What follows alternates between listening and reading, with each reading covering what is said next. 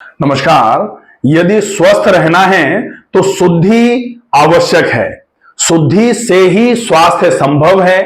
अगर आप पूरे तरीके से अपने शरीर को स्वस्थ रखना चाहते हैं तो आपको अपने शरीर को शुद्ध रखना पड़ेगा। पुराने समय में एक बहुत अच्छा श्लोक बोला गया, शुद्धो देहा मनुष्यस्य सह जीवति वर्ष शतम। अगर आपको स्वस्थ रहना है, लंबी आयु चाहिए, तो आपको अपनी देह को शुद्ध करना पड़ेगा और शुद्ध रखना पड़ेगा। अगर आप अपनी देह को शुद्ध नहीं रख पा रहे हैं और शुद्ध नहीं कर पा रहे हैं तो निश्चित ही शरीर स्वस्थ नहीं रहेगा। शरीर में कई प्रकार के रोग आना चालू हो जाएंगे। वीडियो में अंत तक बने रहें ताकि शरीर को शुद्ध कैसे किया जा सकता है और क्या क्या करके शरीर को शुद्ध रखा जा सकता है, यह हम पूरा जानें। अगर आप चैनल पर पहली बार आए हैं तो प्लीज इस चैनल को सब्सक्राइब जरूर कर लीजिए ताकि हम पूर्ण स्वास्थ्य कैसे पा सकते हैं ये जानकारियां समय समय पर आपको मिलती रहे। सबसे पहला, शुद्ध करने के लिए जो बोला गया, शुद्धो देहा मनुष्यस्य। अगर आप अपने शरीर को, देह को शुद्ध कर लेते हैं, शुद्धो देहा मनुष्यस्य, अगर आप अपने शरीर को शुद्ध कर लेंगे तो सहजीवति वर्ष शतम। सहजीवति वर्ष शतम का मतलब तो फिर इंसान 100 वर्ष तक स्वस्थ जिंदा रहता है। 100 वर्ष तक एक तो जिंदा रहता है तो डेफिनेटली ये दीर्घायु हो गया और स्वस्थ भी रहेगा। तो ये एक काम हो जाता है। इसके साथ में अब आपको ध्यान में रखने की आवश्यकता यह है कि आप अपने देह को शुद्ध करें कैसे। तो शुद्ध करने के लिए हम एक पहले देह को शुद्ध करना है तो कहां से शुद्धि चालू होगी, इसके लिए हम देखें कि देह में अशुद्धि जाती कहां से है। तो देह में अशुद्धि जाने का सबसे बड़ा रूट जो होता है वो होता है आपका पाचन तंत्र। पाचन तंत्र कुछ इस तरीके का तंत्र है। अब यहां ये आमाशय, ये छोटी आंत आ गई और ऐसे करके बड़ी आंत आई, ये छोटी आंत हो गई। अब ये करके ऐसे ये बड़ी आंत है। बड़ी आंत में खाना जो है, बड़ी आंत का काम होता है इसमें से सारी जो पानी की कंटेंट है वो निकाल लिया जाए और यहां डिसेंडिंग कोलोन तक आते आते इसमें से रिक्वायर्ड अमाउंट ऑफ पानी ही केवल इसमें छोड़ा जाए, बाकी पूरा निकाल करके बाहर फेंक दिया जाए। तब फिर यहां मलाशय पर आकर के मल इकट्ठा होना चालू होता है और जब मलाशय पर आकर के मल इकट्ठा होता है तो यहां से ब्रेन को सेंसेशन जाता है सिर पर और फिर ब्रेन इसको कहता है कि अब भैया ये ओपन हो जाओ, एनल स्फिंक्टर जो है। तब फिर ये मलाशय में भरा हुआ मल जो है निकल करके बाहर आना चालू हो जाता है। ये सामान्य प्रक्रिया है। लेकिन जब अशुद्धि शरीर में होती है, जब शरीर में गंदगियां रुकती हैं तो कैसे रुक जाती हैं। आप देखो, ये मुंह है, मुंह से जो खाना खाया गया, मुंह से खाना खाया, वो खाना सीधा यहां द्वार है, ये आमाशय में आया, आमाशय में आकर के खाना यहां इस तरीके से भरा। अब आमाशय में इस तरीके से खाना जैसे ही भरा तो फिर इस आमाशय का काम है खाने को पाचक रसों के साथ मिलाना। अगर खाना पाचक रसों के साथ मिलेगा नहीं तो डेफिनेटली खाना पचेगा नहीं, और अगर पचेगा नहीं तो यही खाना सड़ना चालू हो जाएगा। और खाने का अगर सड़ना चालू हो गया तो फिर क्या होगा, क्योंकि खाना पचा नहीं तो इंडाइजेशन हो गया। इंडाइजेशन मतलब अपच तो हो ही गई।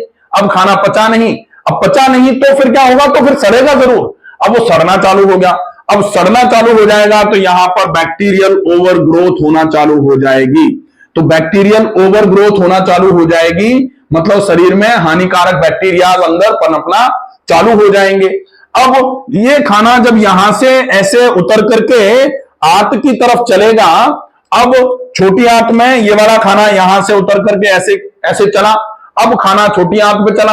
अब वो क्या खाना क्या रह गया, वो तो सड़ गया। इनडाइजेस्टेड फूड था, अनडाइजेस्टेड फूड है, बिना पचा हुआ खाना है। तो वो जब यहां पर आंत पर उतरेगा तो इस आंत की दीवारों को खराब करने का काम करेगा। धीरे धीरे करके आंत की दीवारें सूजना चालू हो जाएंगी, जिसको एंटेराइटिस बोला जाएगा। और ये एंटेराइटिस जो छोटी आंत है, जब यहां पर अगर बहुत ज्यादा इन्फ्लेमेशन होगा तो कहा जाता है आंतों में सूजन आ गई। अब जब यही खाना आंतों पर भरे भरे भरे भरे और खराब होगा, तब फिर ये यहां इलियोसिकल जंक्शन पर चढ़ेगा, और इलियोसिकल जंक्शन पर चढ़ने के बाद फिर ये खाना यहां बड़ी आंत में असेंडिंग कोलोन में ऐसे करके असेंड होगा, ऊपर की तरफ चढ़ेगा, लेकिन चढ़ नहीं पाएगा क्योंकि ये तो बेकार का खाना है। ये है ही नहीं ऐसा कि जिसको आते हैं आगे की तरफ बढ़ाए, आते हैं बढ़ाएंगे ही नहीं आगे की तरफ, तो खाना आंतों में रुका रहेगा। अब पहला काम तो हो गया अपच, आमाशय में ही अपच हो गई पहली चीज। दूसरे नंबर पर आ गया आपको माल एब्जॉर्प्शन। माल एब्जॉर्प्शन का मतलब अवशोषण नहीं होना। अवशोषण नहीं होगा तो फिर कुपोषण। कुपोषण का मतलब यहां आपने खाया तो सब कुछ, लेकिन आपके शरीर को कुछ नहीं मिला, तो कुपोषण हो गया। अब ये हो जाएगा, इसके बाद फिर ये एलिमिनेट भी नहीं होगा। अगर एलिमिनेट नहीं होगा तब फिर इसको बोला जाएगा कब्ज। तो तीन चीजें आपको देखने में मिलेंगी, एक तो अपच हो जाएगी, दूसरा माल एब्जॉर्प्शन मतलब डेफिशिएंसी, कमजोरी आना चालू हो जाएगी, और तीसरा कब्ज रहना चालू हो जाएगी। ये तीनों चीजें आपको ये मान लीजिए कि मिलेंगी ही मिलेंगी। अब अगर ये तीनों चीजें मिली तो कब्ज के परिणाम स्वरूप कई प्रकार की बीमारियां आना चालू हो जाती हैं, क्योंकि कहा जाता है constipation is mother of all diseases. कब्ज होगी तो बहुत सारे रोग होंगे, तो कब्ज को खत्म करना बहुत जरूरी है। और कब्ज, मैं तो कहता हूं कब्ज का मतलब यही नहीं है। शुरुआत कहां से हुई? यहां से हुई। तो अगर शुरुआत यहां से हुई है तो इलाज भी यहीं से चालू होना चाहिए। यहां क्यों चालू करेंगे हम? तो यहां से चालू होना चाहिए। तो अपच को अगर दूर करना है तो सबसे पहला काम यह है कि खाना पचना चालू हो जाए समय पर। इसके लिए बहुत ज्यादा आवश्यक है कि ये अपच यहां पर होती है आमाशय में। अगर अपच आमाशय में हो रही है तो अपच के कारण क्या क्या होते हैं? अपच का कारण होता है आपने ज्यादा खा लिया, अपच का कारण होता है आपने गलत समय पर खा लिया, अपच का कारण होता है आपने बहुत ज्यादा लेट डिनर किया है, अपच का कारण होता है आपने बहुत जल्दी जल्दी में खाना खा दिया। तो अगर ये कारण बने रहेंगे तो यह अपच बनी रहेगी। इन कारणों को खत्म करना ही पड़ेगा। इन कारणों को खत्म करना है तो सुधार कहां करना पड़ेगा? यहां करना पड़ेगा। बीमारी यहां की है, सुधार यहां आवश्यक है। बीमारी पेट की है, सुधार यहां आवश्यक है। तो खाने को चबा के खाया जाए, सही समय पर खाया जाए, सही जो जरूरी है वही खाया जाए, और मात्रा का भी ध्यान रखा जाए। अच्छा बना है इसलिए ज्यादा, आज अच्छा नहीं बना है इसलिए बिल्कुल नहीं। ये चीजें आपके नहीं होनी चाहिए जीवन में। इन चीजों की वजह से बड़ी समस्याएं आना चालू हो जाती हैं। तो ये हो गया। अब ये तो अपच हुई, अपच की वजह से ये सारा हुआ, तो ये तो डिटॉक्सिफिकेशन के लिए थंब रूल है। ये तो सबसे ज्यादा जरूरी पार्ट था। दूसरे नंबर पर डिटॉक्सिफिकेशन के लिए जो दूसरे नंबर पर जरूरी है, जो यहां जम गया उसको आप कैसे निकालोगे? तो आप तो यहां से लेकर के और यहां तक जो जमा है इसको निकालने की बात करें तो आप यहां से जो बना हुआ बेकार का है इसको तो ऊपर की तरफ ही निकाल दो, जिसको बोला जाता है कुंजल। तो कुंजल बाय डॉक्टर रमाकांत शर्मा, पूरा एक वीडियो है, अच्छे तरीके से उसको देख करके समझ लीजिए, डिटेल में बताया हुआ है उसमें। दूसरा, यहां से निकालने के लिए होता है एनिमा।